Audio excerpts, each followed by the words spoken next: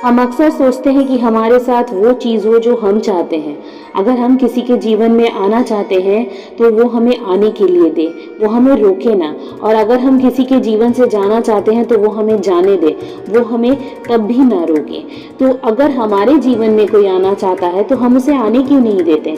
हम तब कैलकुलेशंस लगाने लगते हैं, सही गलत देखने लगते हैं, और कई बार तो हम इतना बड़ा कैलकुलेट कर जाते हैं कि भविष्य, भूत, वर्तमान सब कुछ सोचकर उस इंसान को रिजेक्ट कर देते हैं।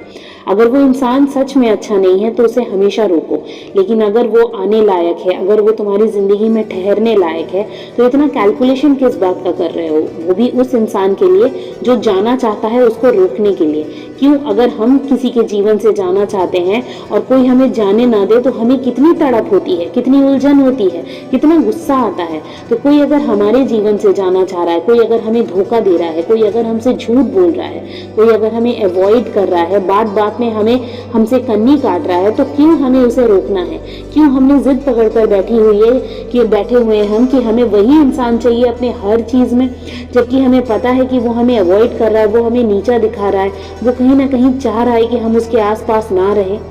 जिस तरीके से हम हमारे साथ होता हुआ देखना चाहते हैं, हम क्यों नहीं किसी के साथ वैसा करते हैं? सोच कर देखिएगा। एक औरत का सबसे बड़ा सुख का कारण क्या होता है? जब उसका पति उसे समझता है, दूसरे लोगों से उसको प्रोटेक्ट करता है, घर वाले जैसे भी हो, कुछ भी बोले, कुछ भी उसके साथ बिहेव करे, लेकिन एक वो इंसान है जब वो हाथ थाम ले, जब वो एक बार हमारी तरफ देख ले और हमें समझे, हमें इशारे से कहे कि कोई बात नहीं, मैं हूं ना तुम्हारे पास। बस उस वक्त एक ऐसा वक्त होता है कि जब शायद लगता है कि हमें स्वर्ग मिल गया हो।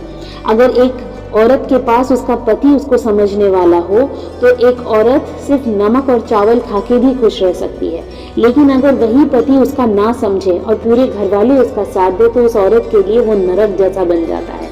क्योंकि हमने ये सोचकर कभी शादी नहीं की होगी कि ये हमें समझेगा नहीं और हमें ही इसे दिन भर मनाना पड़ेगा। आदमियों का इतना घमंड किस बात का? आदमियों का इतना गुरूर किस बात का? उसने तुमसे शादी की है, अपने आप को समर्पित किया है, तो तुम्हारा भी तो कर्तव्य बनता है उसको समझने का, उसका हाथ पकड़ने का, उसको थामने का, उसको सहलाने का, उसको ये बताने का कि दुनिया चाहे तुम्हारे खिलाफ कितनी भी हो जाए, मैं हूं तुम्हारे साथ। एक वही भरोसा होता है उस औरत का।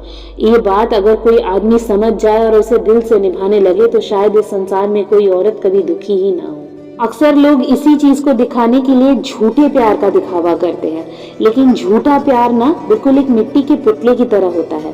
हल्की सी ठोकर लगी और टूट गया। लेकिन अगर सच्चा प्यार हो, सच्चा साथ हो, सच्चा समर्पण हो तो वो बिल्कुल पानी की तरह होता है। हजार उसको तोड़ने की कोशिश करो, वो वापस एक हो जाते हैं। तो अगर किसी से करना है तो झूठा नहीं, सच्चा प्यार करो, सच्चा दिखावा करो और सच्चा समर्पण करो खुद को, क्योंकि झूठे दिखावे बिल्कुल मिट्टी के पुतले की तरह होते हैं जो बहुत जल्द सामने आ जाते हैं। ये बात 16 आने सच है कि शादी का मतलब ये नहीं होता है कि झुकना है किसी को, क्योंकि एक औरत हमेशा यही सोचती है कि मैं वो सब करूंगी जो सामने वाले को पसंद होगा, और एक आदमी हमेशा वो सोचता है कि वो सब कुछ करेगी जो मुझे पसंद होगा। लेकिन तुम्हारी बात कहाँ गई?